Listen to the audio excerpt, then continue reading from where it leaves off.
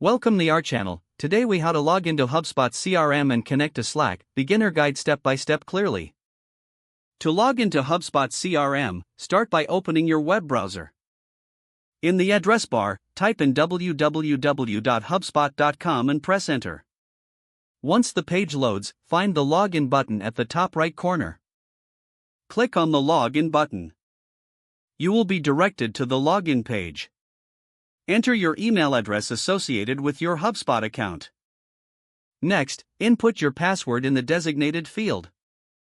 If you have forgotten your password, click on the Forgot My Password link and follow the prompts. After entering your credentials, click the Login button to access your HubSpot dashboard.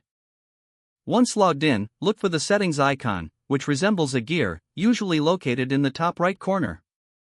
Click on the settings icon to open the settings menu. In the left sidebar, scroll down and find Integrations. Click on Integrations, then select Connected Apps. In the search bar, type Slack and select it from the drop-down menu. You will be prompted to connect your Slack account. Click on the Connect button. You will be redirected to Slack to authorize HubSpot. Select the Slack workspace you would like to connect. Click on Allow to grant HubSpot the necessary permissions. After authorization, you will be redirected back to HubSpot. Your Slack account is now connected to HubSpot CRM.